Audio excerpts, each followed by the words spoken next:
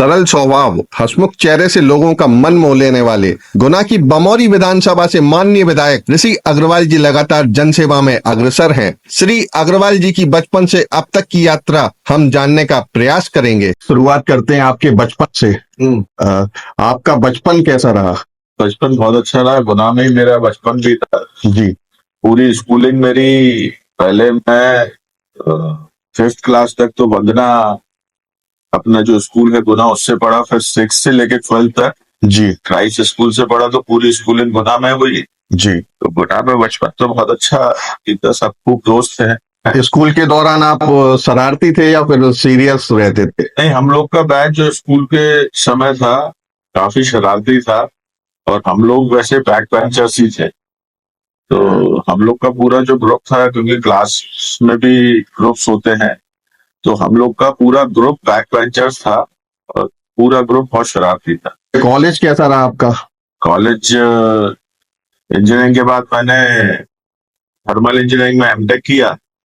MTech में जब मैं गया तो उस समय मेरे को और भी बहुत दोस्त मिले, क्योंकि एमटेक का बैच होता छोटा है। तो Maulana Azad national institute of technology Bhopal से मैंने एमटेक थर्मल इंजीनियरिंग में किया, और अधिकतर दोस्त मेरे जो थर्मल मतलब एमटेक में साथ थे, वो लोग सब नौकरियों में अधिकतर। स्कूल कॉलेज के दौरान, क्योंकि आप पॉलिटिकल फैमिली से रिलेट करते हैं, तो कभी ऐसा हुआ कि आपको कहना पड़ा कि मेरे पिता मंत्री हैं, लोग कहते हैं ना कि मेरे चाचा विधायक हैं, इस टाइप से? देखिए, मैं आपको बताऊं कि इसके लिए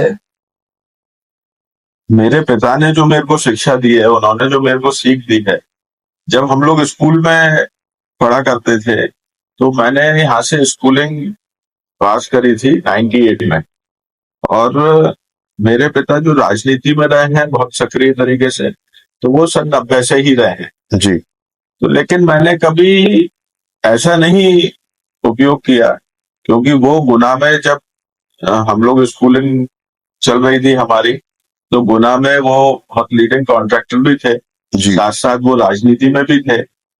आपको मालूम होगा कि गुना में लगभग सारे बड़े काम उनके समय में उन्हीं के द्वारा किए गए हैं। लेकिन उन्होंने मेरे को हमेशा यही बोला कि जितना हो उतना अपने खुद से करो, कभी भी ऐसा मत करो या कभी भी इस चीज का घमंड मत करो या गुरूर करो कि तुम्हारे फैमिली में कोई विधायक है, कोई मंत्री है। बोले जितना नॉर्मल रहो वो जीवन के लिए बहुत अच्छा है।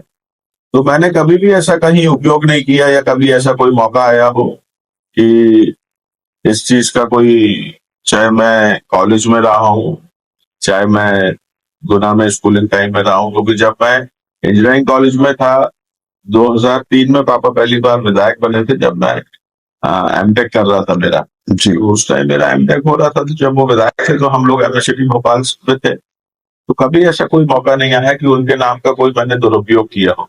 और ये सब उन्हीं की सीख है कि भगवान ने सेवा का मौका दिया है, तो उसका लिए आप जनता की खूब सेवा करो, लेकिन उसका दुरुपयोग कभी नहीं करना चाहिए।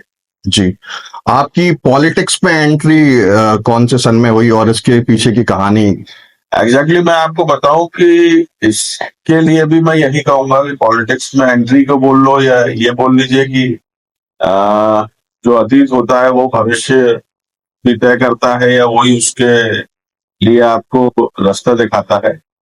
जब मैं अपनी एजुकेशन कंप्लीट करके 2006-07 में गुना आया, तो उस समय क्योंकि पापा विधायक थे, फिर 2008 के बाद जब चुनाव हुआ तो वो मंत्री बन गए। तो उस समय हुआ क्या कि उनका मोस्टली रहना भोपाल हो गया जी। और यहाँ के जो उन्होंने मेरे को बोल रखा था, एक जिम्मेदारी भी दे रखी थी कि यहाँ के जो लोगों का काम है, सबके आना जाना है, पूरे विधानसभा क्षेत्र में आने जाना है, वो मेरे को उन्होंने कह रखा था कि आपको ये देखना है मेरी एब्सेंस में। जी। लेकिन उसके भी लिमिट थी, उसका भी दायरा था कि मेरे को किस दायरे तक उस चीज को देखना है। तो मेरा दायरा फिक्स था कि आपको सिर्फ मोरी विधानसभा में ही देखना है। तो ऐसा करके वो धीरे धीरे लोगों से मेरा, जब मैं दिल्ली से गुना वापस आया तो मेरा धीरे धीरे करके लोगों से एक संपर्क बनता गया। जी। और उन्हीं के साथ रहते रहते मतलब पॉलिटिक्स में भी एंट्री हो गई। जी, जब आप एमटेक की पढ़ाई पूरी करके और गुना आए, तो आपको ऐसा नहीं लगा कि आपके जो और मित्र हैं वो कई विदेश में हैं और नौकरी कर रहे हैं, आपका गुना आने का क्या उद्देश्य रहा? देखिए, मैं आपको बताऊं बहुत ईमानदारी से कि जब मैं एमटेक कर रहा था तो मेरे मन में कभी भी प्राइवेट सेक्टर में जॉब करने का तो था ही नहीं जी, कि मुझे प्राइवेट सेक्टर में जॉब नहीं करना। उसका रीजन है कि मेरे मन में शुरू से एक कॉन्सेप्ट था कि मैं प्राइवेट सेक्टर में जॉब करूंगा, वहां पे जितना मैं अर्न करूंगा, जितनी मेहनत वहां करके, उतना तो मैं अपने गुना में ही अपने खुद का बिजनेस चालू करके करता हूँ। मेरे मन में एक भाव जरूर था कि मेरे को गवर्नमेंट में जाना है। जी, उसके लिए मैंने 2 साल दिल्ली में रह प्रयास भी किया, लेकिन वो मेरा प्रयास असफल रहा। तो फिर मैं 2006-07 में गुना आ गया। कौन सी नौकरी की आप तैयारी कर रहे थे? मैंने 2 साल यूपीएससी के लिए ट्राई किया था, यूपीएससी। लेकिन मेरा हुआ नहीं। मुझे लगा कि मैंने एमटेक भी कर लिया और यहाँ पे 2 साल भी दे दिए। अब जैसे जैसे एज बढ़ती है तो कहीं ना कहीं दिमाग में चिंता भी बढ़ती है भविष्य के लिए। हाँ, तो फिर मैंने निर्णय लिया कि अब मैं गुना चलता हूँ और खुद का मैं व्यापार चालू करूंगा। फिर मैं 2006-07 में गुना आ गया। जब मैं गुना आया तो सबसे पहले मैं यही था कि मेरे को क्या करना है, क्या करना है, क्या करना है, मेरे को व्यापार क्या करना है। तो फिर मेरे पिता ने मेरे को समझाया कि देख, जब तक तू व्यापार ढूंढ रहा है, जब तक तू पूरी तरीके से खेती सीख ले। जी, तो उन्होंने मेरे को जो बोला कि खेती अपना एक स्थायी धंधा है, जी, और जो हम लोग का खेत है वो आरोन में है। तो उन्होंने कहा खेती पूरी सीख, 1-1.5 साल पूरी खेती करा, वहां पे रोज जा, उसमें सारी चीजें कैसे फसल बोते हैं, क्या करते हैं, क्या दवाई लगती है, ये सारी चीज सीख, क्योंकि वो धंधा ऐसा रहेगा कि जो तेरे संग जीवन भर रहेगा। जी, और उसके संग संग जो आगे बिजनेस करना है वो ढूंढो, क्या बिजनेस करना है, खुद कोशिश करो। जी, तो मैं जब गुना आया तो मैंने सबसे पहले अपने खेत जाना चालू कर दिया। मैं रोज नियम से जाता था। मैंने 1.5-2 साल लगातार पूरी खेती समझी, पूरी खेती कराई अपनी। और उसके बाद धीरे धीरे मैंने फिर ये अपना गवर्नमेंट कॉन्ट्रैक्टरशिप का काम चालू किया है, अपना खुद का क्रशर चालू किया, रोड और बिल्डिंग के काम चालू किए। तो ऐसे करके मैंने फिर बिजनेस चालू कर जी। दिया। जब आप खेतों पर जाते थे काम सीखने के लिए, तो कभी कभी लगता नहीं था कि बापू सेहत के लिए हानिकारक हैं? नहीं नहीं नहीं नहीं नहीं नहीं, एक्चुअली ये जिसने सोच लिया कि बाबू सेहत के लिए हानिकारक है, जी, तो उसका जीवन ही खराब है। देखो, मैं आपको बताऊं, ये मैं आज भी मेरे पिता की डांट खूब खाता हूं। वो जो एक उनके जीवन का निचोड़ है, वो आपको क्रक्स जो है वो आपको मिल रहा है। जी, इतने बड़े जीवन का जो एक्सपीरियंस है जी, वो आपको निशुल्क मिल रहा है जी, और रोज मिल रहा है। तो कहीं ना कहीं वो लोग जो बोलते हैं जी, वो उनके जीवन का निचोड़ होता है। और मैं तो ये मानता हूँ कि माता पिता अपने बच्चे के लिए जो बोलते हैं जी, वो बिल्कुल भगवान द्वारा बोला हुआ सेंटेंस होता है। जी, तो मेरे को कभी उनकी बात नहीं लगी। आज जो कुछ भी मैं हूँ, एग्जैक्टली बोलूं तो उन्होंने मेरे को बहुत लाइफ में आज भी सपोर्ट करते हैं। आज भी मैं उनसे सलाह करता हूँ, और जब भी मौका आता है मुझे बहुत प्रोत्साहित भी करते हैं, बहुत बूस्ट करते हैं चीजों के लिए। जी। पापा आपको किस नाम से पुकारते हैं? निकनेम है आपका कोई? वो ऋषि बोलते हैं, ऋषि ऋषि बोलते बोलते हैं। हैं। और जैसे आपके कई दोस्त विदेशों में हैं और बड़ी बड़ी सिटीज में हैं, तो कभी कॉल करते हैं, यार विधायक हो, हमारा ये काम करवा दो? नहीं नहीं नहीं नहीं, एक्चुअली देखिए, मैं आपको बताऊं, वो चीज अलग है। जो दोस्त बाहर हैं, जो नौकरी में हैं, उन सबसे बातचीत ये है कि बहुत ओकेशनल हो गई। सब लोगों का बहुत समय से जो कॉलेज फ्रेंड्स हैं, स्कूल फ्रेंड्स से तो फिर भी मिलना होता रहता है। जो कई स्कूल फ्रेंड्स हैं उनसे सालों से नहीं मिला, जो कॉलेज फ्रेंड्स हैं उनसे भी मिले हुए फेस टू फेस साल हो गए। लेकिन जब बात होती है तो बिल्कुल मतलब आनंद आ जाता है कि वो समय फिर से याद आ जाए। स्कूल फ्रेंड्स हैं आपके, उनमें से कोई पॉलिटिक्स में आगे क्यों नहीं आया, केवल आप ही? अब ऐसा नहीं है, कई लोग हैं जो स्कूल फ्रेंड्स हैं, गुना में ही है अपने, कि जो राजनीति में है, साथ साथ राजनीति करते हैं। किसी का एक किसी नाम अगर पूछा? काफी है, जैसे मेरे जो स्कूल फ्रेंड्स में आप बोल दीजिए कि हेमराज सिंह किरार है, जी हम लोग साथी थे, एक ही बैच में थे, एक ही स्कूल में साथ पढ़े थे, राष्ट्र में या बंदना? क्राइस्ट में। फिर अपने संतोष ठाकर जी हैं, जी हम लोग साथ रहे। संतोष ठाकर जी मेरे से 1 साल जूनियर थे। ये सब स्कूल के ही फ्रेंड्स हैं मेरे, जी। तो सब लोग। वंदना और क्राइस्ट के आप एक्स स्टूडेंट रहे, तो अभी जो बच्चे पढ़ रहे होंगे कि विधायक जी भी यहीं पढ़े हैं, तो उनके लिए आपको ये एक संदेश बच्चों के लिए क्या देना? बच्चों के लिए तो मैं सिर्फ एक ही संदेश दूंगा कि अपनी पढ़ाई बहुत अच्छे से करें, पढ़ाई के संग अपनी हेल्थ का, स्पोर्ट्स का भी ध्यान रखें, क्योंकि आजकल अनुमानन तौर पे देखा गया है, क्योंकि हम लोग जब स्कूलों में थे तो हम पढ़ते भी थे सब लोग और खेलते बहुत ज्यादा थे। जी आजकल ग्राउंड पे खेलना बच्चों का बहुत कम हो गया, मोबाइल पे और इन सब चीजों पे चालू हो गया। लेकिन ये ग्राउंड पे खेलेंगे कैसे? गुना में तो ग्राउंड की काफी कमी है, ग्राउंड आप देखेंगे अभी तालाब बने हुए हैं।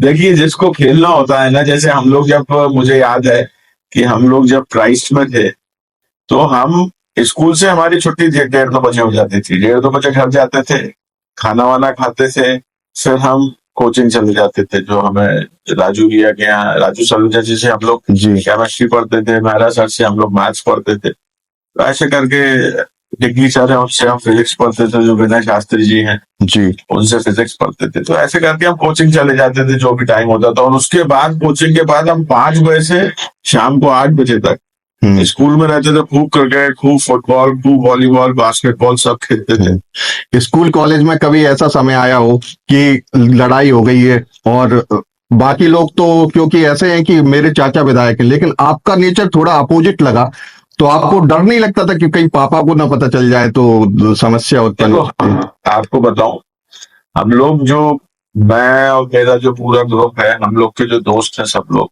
हम लोग बहुत नोटोरियस थे जी और हम लोग की आए दिन शिकायतें घर पे आती थी। जी मतलब आए दिन, उस समय फादर जॉन भी थे, फादर सेठी भी थे, जो क्राइस्ट प्रिंसिपल रहे, फादर पॉली थे, तो हम लोग की आए दिन शिकायतें घर पे आती। तो मतलब मेरे घर पे ये था कि हमारी शिकायत आई, और शिकायत ये आती थी, कोई हमने धमैया कर दिया स्कूल में या बदमाशी कर दी, तो उसके लिए सीधा रहता था प्रिंसिपल का कि आपके पेरेंट्स को बुलाओ। हाँ तो इस चीज में हमारे चाचा का बहुत सपोर्ट था।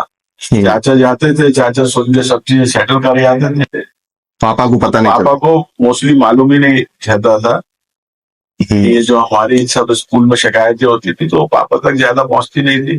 जब मैं स्कूल में था केवी में, तो मेरे पापा टीचर्स से बोलकर आते थे कि खाल खाल तुम्हारी और हड्डी हड्डी हमारी। क्या आपके साथ ऐसा कभी हुआ है? नहीं नहीं नहीं, हम लोग क्या है, टीचर्स, देखिए उस टाइम और आज के टाइम में यही सबसे बड़ा फर्क है जी। उस समय टीचर्स पिटाई भी लगाते थे तो बुरी नहीं लगती थी, हाँ और आज स्थिति ये हो गई, क्योंकि टीचर्स जब पिटाई लगाते हैं तो अपनी गलती के लिए लगाते हैं, कहीं ना कहीं वो ये सोचते हैं कि हमारा जो स्टूडेंट है जी वो सुधरे, सुधरे। और हमारी गलतियों पे हम पिटते थे। जी तो हम पिटते भी बहुत थे टीचर्स से, लेकिन कभी हमें ये चीज ना ऐसी बुरी लगी, ना हमारे पेरेंट्स तक आई कि हम पिटते थे। इवन जो आपको बताऊं, राजू सलूजा जी हैं, जी गुना में केमिस्ट्री पढ़ते थे, वो तो क्रिकेट बैट से हमें पिटाई लगा देते थे। तो वो सब चीजें ऐसी थी कि मतलब उस समय कोई दिमाग में ही नहीं रहता था, सब एंजॉयमेंट में हाँ चलता था, सब मस्ती में चलता। कुछ चीजें रहती हैं जैसे स्कूल में है तो खराब लग रही हैं, जैसे टीचर्स का डांटना, लेकिन अब आप एक एज पर पहुंच चुके हैं, तो अब इस समय आकर आपको उस बारे में कैसा लगता है? आप जो अभी के बच्चे हैं उनको क्या सलाह देना चाहिए? देखिए, मैं आपको बताऊं, आज भी मेरे टीचर्स मेरे को मिलते हैं तो मेरे मन में उनके प्रति वही भावना रहती है, जी वही आदर सम्मान रहता है जो उस समय जब मैं स्कूल में पढ़ता था उस समय जो रहता था वही आज भी मेरे मन में उनके लिए आदर सम्मान रहता है। जी तो मैं तो बोलूंगा कि जो भी आपको जीवन में शिक्षा दे रहा है, चाहे वो स्कूल में हो, चाहे वो घर में हो, चाहे अपने दोस्तों में हो, चाहे कहीं से भी, आपको जो अच्छे लोग हो उनको आदर सम्मान देना चाहिए। फेवरेट टीचर आपका कौन रहा स्कूल के दौरान? अब ये एक बड़ा कठिन सवाल है। कठिन सवाल इसलिए है क्योंकि कभी कोई टीचर्स ऐसे रहे नहीं कि जिनसे थोड़ी भी हमारे संबंध 19-20 हो। तो जितने टीचर्स ने पढ़ाया, सब लोगों का खूब प्यार मिला और सभी लोग फेवरेट रहे। मतलब ये एक बड़ा कठिन सवाल है। और भैया स्कूल के समय की कुछ यादें आप बताना चाहें? अब स्कूल में तो यार खूब मस्ती करी, पढ़ाई भी करी, और मैं 11th-12th में ये कोई जरूर आपकी? कहूंगा कि स्कूल से अच्छी जिंदगी, स्कूल में जो लाइफ निकलती है, जी जैसे जैसे आप बड़े होते जाते हो, आपकी लाइफ में स्ट्रगल आता जाता है, जी आपकी लाइफ में टेंशन आती जाती है। तो आज भी जो लोग स्कूलों में बच्चे पढ़ रहे हैं उनसे कहूंगा कि खूब अच्छे से ये समय एंजॉय करो, खूब अच्छे से पढ़ाई करो, खूब अच्छे से खेलो, खूब अच्छे से दोस्त यारों के साथ रहो, और ये समय जीवन में दोबारा लौट के नहीं आए, ये जरूर मैं कहूंगा। स्कूल में भैया 11th और 12th क्लास जो रहती है वो मेन रहती है, तो उस समय की एक ऐसी कहानी बताएं जो। भाई साहब मैं तो ये बताऊं, 11th और 12th मेन तो रहती है, लेकिन सबसे ज्यादा जो टफ क्लास रहती है वो 9th और 11th रहती है मेरे हिसाब से। जी तो हम लोग को ये था कि हम लोग इतना ही शरारती थे। अगर आप पूछें 11th और 12th की, हम लोग इतने शरारती थे क्राइस्ट स्कूल में कि स्कूल मैनेजमेंट हमसे मतलब एक तरीके से प्यार भी बहुत करता था, जी और दूसरे एंड पे जो और सीनियर मैनेजमेंट था जी वो हमें डांटता भी खूब था। तो कहीं ना कहीं एक बात आई कि 11th क्लास में हम लोग थे, 11th के हमारे फाइनल एग्जाम्स हुए, सब कुछ हुआ, कि इनको अब 12th में एडमिशन नहीं मिलेगा, जी कि 12th में अब इनको 12th कहीं और से करनी पड़ेगी, ये करनी पड़ेगी, क्राइस्ट से नहीं करेंगे, सीबीएसई बोर्ड है, ऐसा है वैसा है। तो वही एक समय था कि ऐसा लगा कि यार अपन लोग बहुत ज्यादा मस्ती करते हैं, मस्ती कम करो, अब जी पढ़ाई ज्यादा करो। पिता पुत्र के लिए एक नींव होते हैं, तो आपके जीवन में आपके पिता का क्या रोल रहा? मैं आपको बता रहा हूं ना कि मेरे को उन्होंने, मतलब आप ये बोल सकते हैं कि मैं जो कुछ भी हूँ, वो चाहे मेरे आज इस राजनीतिक जीवन में अभी मैं उनके मतलब जैसे विधायक हूँ, उन्हीं के आशीर्वाद से हूँ, क्योंकि उनने उनकी पूरे सब लोग जो उनके साथ रहे हैं उन लोगों ने खूब मेरा सपोर्ट किया। मैं पहले जब मैं कॉलेज में रहा, मेरी पढ़ाई के समय में भी जब जब मौके आए, उन्होंने मेरे को हर समय खूब बूस्ट किया। मेरे बिजनेस के समय में भी कई जगह ऐसा भी आया कि उनसे आज भी मैं सलाह लेता हूँ, जी बिजनेस में भी मैं उनसे सलाह लेता था। तो उनका बहुत अहम रोल है मेरे जीवन में। और सेम मेरी जो माँ है, उनका बहुत अहम रोल है मेरे जीवन में, जी क्योंकि वो दोनों मेरे लिए बहुत स्ट्रेंथ रखते हैं, मेरी माँ और मेरे पिता। जी चुनावी दौरान एक बार हार का सामना करना पड़ा था, तो उस समय क्या माहौल था? उस समय आपने कैसे धैर्य बांधा? नहीं, चुनाव एक बार नहीं, 3 बार ऐसे तो लगातार जो हार का सामना करना पड़ा, उसमें भी उन्होंने ही हम लोग को आके, जो हम लोग पूरी टीम रहते थे जो उनके साथ रहे हैं, जी उन्हीं ने उस चीज को समझा। जैसे 2013 का चुनाव हारे, पहले जो चुनाव हारते थे वो एक अलग था कि उस टाइम माहौल नहीं था, उस टाइम शुरुआत थी। 2013 का चुनाव हारे तो उन्होंने सबसे बोला कि डिप्रेस होने की जरूरत नहीं है, जीवन में ये चीज आती रहती है, जीवन में हार जीत चलती रहती है, लेकिन अगर डिप्रेस हो जाओगे तो आगे अपने आप खड़े नहीं हो पाओगे। तो वो हर समय हमें, कभी कोई हार भी होती थी तो हमें खूब समझाते थे, और जीत भी होती थी तो भी ये बोलते थे कि जीत हुई है, लोगों के काम आओ, बहुत ज्यादा उत्साह में आने की जरूरत नहीं है। अपना जो जीवन है जैसा एक सा चल रहा है वैसा चलता रहे। तो हमेशा उनका मार्गदर्शन हर चीज पे बहुत स्पष्ट मिलता रहा। जी। भविष्य में आप कभी मंत्री बनेंगे तो उस समय आपके क्या मतलब अभी क्या सोच रहे हैं उस बारे में, अभी क्या लक्ष्य होंगे? लक्ष्य सिर्फ एक है, जी सिर्फ जन सेवा का लक्ष्य है। जी ज्यादा से ज्यादा लोगों के काम आ पाए जी और उसके लिए कहीं पे भी रहे, किसी भी पद पे रहे, लक्ष्य सिर्फ एक है कि अगर भगवान मौका देता है किसी भी चीज का, अगर लोगों की सेवा करने का मौका देता है, आपसे अगर लोगों की मदद हो सकती है तो आपको वो करनी चाहिए। इसके अलावा कोई दूसरा लक्ष्य है ही नहीं। जी, जनसेवा ही एकमात्र लक्ष्य। बिल्कुल, जब तक जैसी व्यवस्था है उस व्यवस्था पे उस हिसाब से बिल्कुल लोगों के साथ और उनकी ज्यादा से ज्यादा मदद हो सके, लोगों के ज्यादा से ज्यादा काम आ सके, यही लक्ष्य है। पॉलिटिकल बैकग्राउंड होने के कारण देखा जाता है कि विरासत में मिला है, लेकिन आपके साथ कुछ ऐसा स्टोरी नहीं है। आपकी भी एक स्ट्रगलिंग लाइफ रही है। इसके पीछे की कहानी क्या है भैया?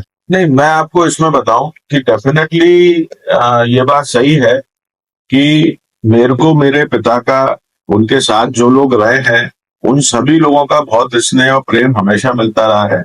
जी और स्ट्रगल की जहां तक बात है तो मतलब 2013 से लेकर 2023 के बीच में वाकई बहुत मेहनत भी करी, बहुत घूमा भी, बहुत लोगों के साथ संपर्क भी किया, कोशिश करी कि ज्यादा से ज्यादा लोगों के साथ संपर्क करूं। क्योंकि पहला चुनाव जो 2013 का था, आपको भी मालूम है, पापा लूज करे थे। उसके बाद 2018 भी लूज करे, उसके बाद 2020 भी लूज करे। तो ये था कि सब लोगों ने मिलके, पापा ने भी बहुत स्ट्रगल किया, उनके साथ हम सब लोग भी लगे रहे, उनके मार्गदर्शन में लगे रहे। तो आपका भैया फेवरेट लीडर आपके पिताश्री को छोड़कर अगर हम पूछें तो आप किसको कहेंगे?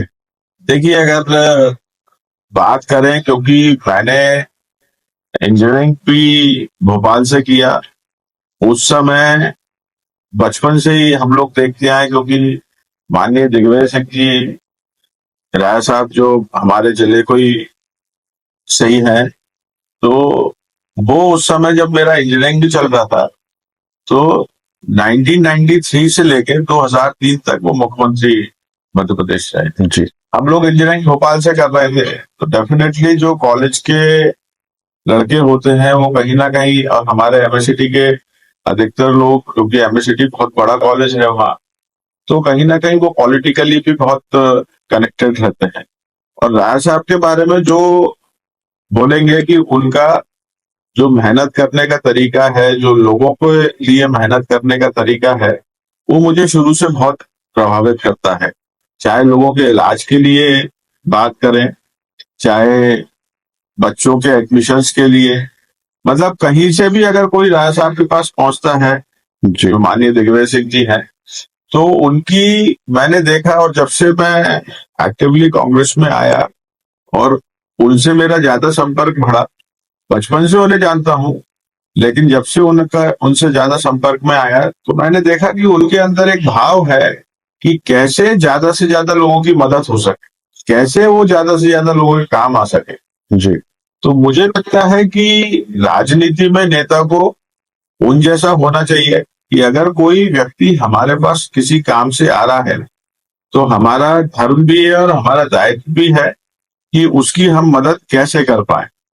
तो मैं उनसे काफी चीजें उन जितनी सुनता हूं उनके बारे में, तो मैं सोचता हूं कि मतलब ऐसा होना चाहिए। और मेरा पसंदीदा जो नेता है वो माननीय दिग्विजय सिंह जी हैं। जी। चुनाव आते ही एक जोड़ी है जो कि काफी सुर्खियों में आ जाती है, वो है आपकी और श्री बाबा साहब जयवर्धन सिंह जी की।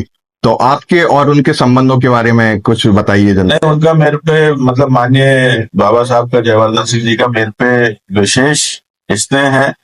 हमेशा उन्होंने मेरे को बहुत सपोर्ट किया। इवन जब टिकट का दौर चल रहा था, टिकट की चर्चाएं चल रही थी 2023 के आम चुनाव के लिए, तो बाबा साहब ने मेरा बहुत सपोर्ट किया, जहां जरूरत पड़ी वहां उन्होंने मेरा नाम रखा। तो उनका बहुत प्रेम और स्नेह है, और मैं तो ये भी कहता हूँ क्योंकि वो मेरे नेता हैं जी कि हमेशा वो मेरे को बहुत सपोर्ट करते हैं।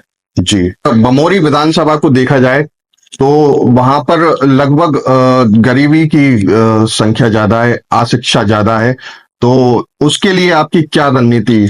देखिए, मैं आपको बताऊं, बमोरी विधानसभा एक बहुत बड़ी विधानसभा है। 127 लगभग उसमें ग्राम पंचायतें और मजरे टोले को मिला लेते हैं तो 600 से ऊपर पहुंचते हैं। जी ये आपका कहना बिल्कुल सही है कि उसमें पिछड़ापन है, लेकिन अगर आज से अपन 20 साल पहले की स्थिति देखेंगे जी तो बहुत ज्यादा पिछड़ी विधानसभा हुआ जी करती। उसमें मेरे फादर ने बहुत काम कराया, स्पेशली विद्युत के लिए बहुत काम कराया, रोडों का बहुत काम कराया। उसके बाद कहीं ना कहीं विधानसभा में संपन्नता भी आई। और आज की अगर वर्तमान स्थिति की बात करें और शिक्षा की बात करें तो कहीं ना कहीं देखने में आता है स्वास्थ्य सेवाओं में और शिक्षा की सेवाओं में कि एक बहुत बड़ा गैप है।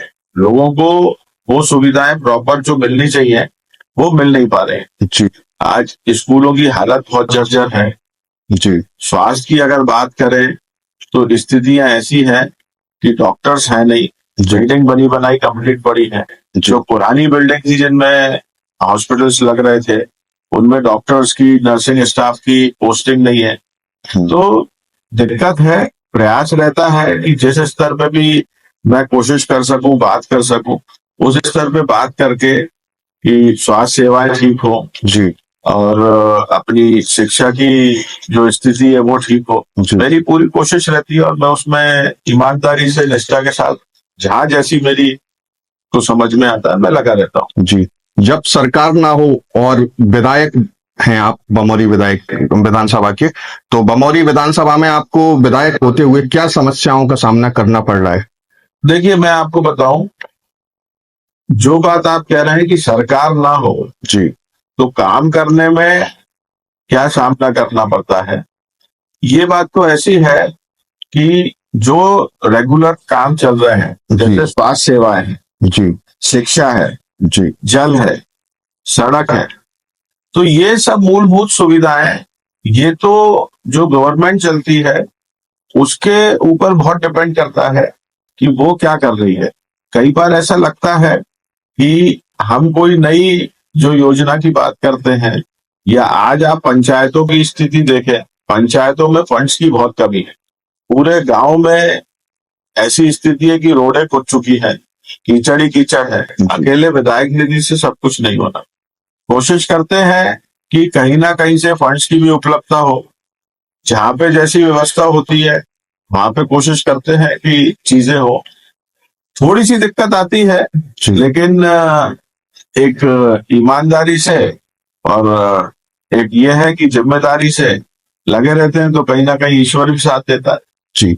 बमोरी का बेटा जब विधानसभा में कदम रखता है तो उसके मन में क्या चल रहा होता है?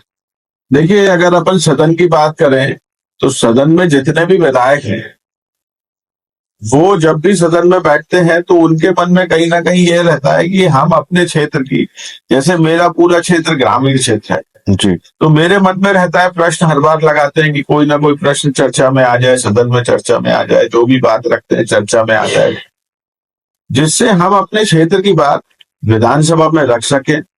जो हमें दिख रहा है कि ऐसा होना चाहिए और वो हो नहीं रहा, या जो गलत हो रहा है उसको सही करें। अगर यहाँ सुनवाई नहीं हो रही तो वहां पे उस बात को रख के हम अपनी बात सदन में अपने क्षेत्र की बात रख सकें।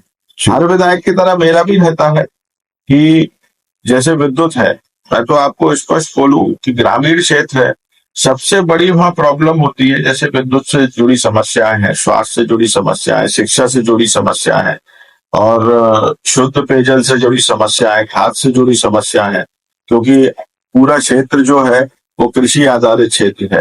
तो अधिकतर जो किसानों से जुड़ी हुई समस्याएं हैं, उनके रास्ते की समस्या है, रोड की समस्या है, गांव के अंदर के रोडों की समस्या है, और जो खेतों पे जाने के रास्ते की समस्या है, गांव से गांव तक रास्ते की समस्या है। तो जब भी जैसी बात आती है हम लोग का पूरा प्रयास रहता है कि मौका मिले और विधानसभा में अपने क्षेत्र की बात रखें, जी जिससे यहाँ से कम सुनवाई हो। जी। ग्वालियर चंबल संभाग का युवा भारत भूमि के जिस भी क्षेत्र में जाता है वहां झंडा गाड़ कर ही आता है, लेकिन अपने ही क्षेत्र में बेरोजगारी का सामना करना पड़ रहा है। तो आप इसके बारे में क्या विचार रखते हैं?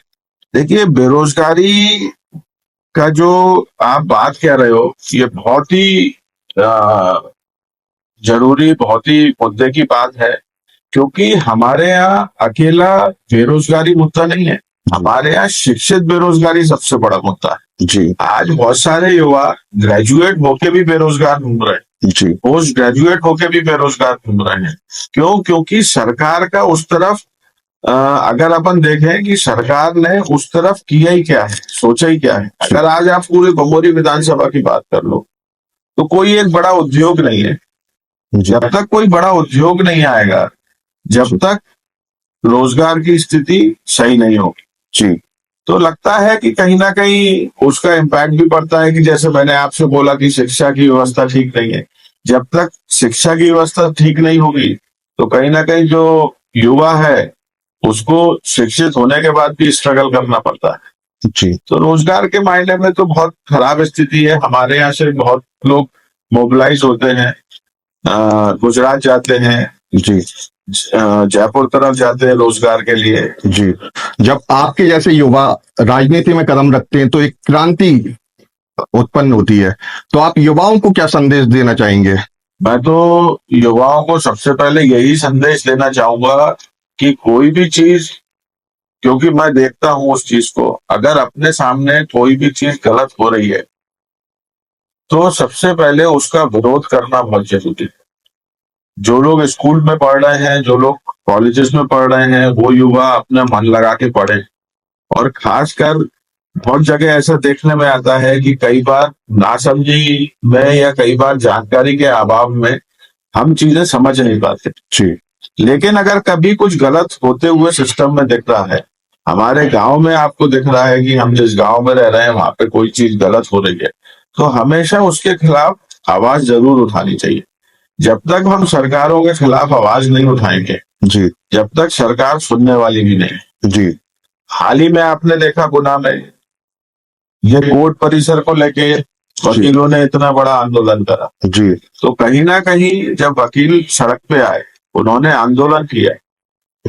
अभी 2 दिन पहले की बात। हाँ हाँ तो कुछ एक उसमें गुंजाइश तो बनी बातचीत की। जी पहले तो एक तरफा ही डिसीजन हो रहा था कि नहीं, कोर्ट जगनपुर पे शिफ्ट होगी। जी अब मैंने देखा, अखबारों में पढ़ा, सोशल मीडिया पर भी देखा कि उसमें कुछ न कुछ गुंजाइश बनी कि सब लोगों के साथ सामंजस्य बिठा के कोई निर्णय लिया जाए।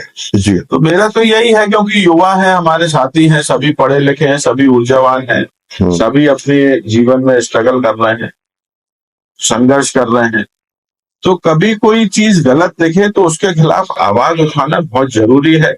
जब तक आप खुद के लिए आवाज नहीं उठाओगे, खुद के समाज के लिए, खुद के गांव के लिए आवाज नहीं उठाओगे, पंचायत के लिए, अपने क्षेत्र के लिए आवाज नहीं उठाओगे, जब तक बदलाव आना बहुत मुश्किल। मैं देखता हूं कि आप जब अपने जो कार्यकर्ता हैं या फिर विधानसभा के जो लोग हैं उनसे मिलते हैं तो आप काफी सरल तरीके से उनसे मिलते हैं। तो इसके पीछे आप क्या मानेंगे? देखिए, ये एक जो आपने बोला सरल तरीके से मिलते, तो मैं आपको बताऊं कि अपन लोग जब भी अपने परिवार वालों से मिलते हैं, जी तो वो तो तरीका वैसे ही होता है जैसे आप रोज उनके साथ रह रहे हैं। और आज मैं जो कुछ भी हूँ वो उन्हीं सब लोगों की वजह से हूँ जो मेरे पास आते हैं। तो और मैं तो ये तक मानता हूँ कि अगर किसी को कोई पद मिल जाता है, या कोई विधायक बन गया, मंत्री बन गया, सांसद बन गया, और वो अगर अपने आप को बदलता है, जी तो ये उसकी कमी है, ना कि ये जनता ही कमी। बमौरी विधानसभा से ही श्री संजू भैया जी, उनके बारे में आपके क्या विचार रहते हैं? अब उनसे मैं बहुत ज्यादा, कभी मेरा ऐसा तालमेल रहा नहीं, जी। बहुत ज्यादा कभी मेरी उनसे मेल मुलाकात रही नहीं, कभी जी। कोई बहुत ज्यादा बातचीत हुई नहीं। जितना लोगों ने बताया उतना मैंने सुना, जितना मीडिया बता देती है उतना मैं भी आप जी। लोगों की तरह देख लेता हूँ, सुन लेता हूँ। जी बस यही मेरे को उनके बारे में मालूम है। कई हजारों करोड़ों का उन्होंने विकास कराया है, तो इस पर आपकी क्या प्रतिक्रिया? अब मेरी क्या, वो तो पूरी बमोरी विधानसभा, पूरा गुना जिला, पूरे हमारे पत्रकार बंधु सभी इस चीज पे अचंभित हैं कि वो 22,500 करोड़ का फिगर आया तो आया कैसे, और अगर विकास हुआ तो वो विकास गया कहाँ। जी। तो प्रतिक्रिया क्या है? प्रतिक्रिया तो यह है कि जो बमोरी की जनता ने दे दी उस विकास पे।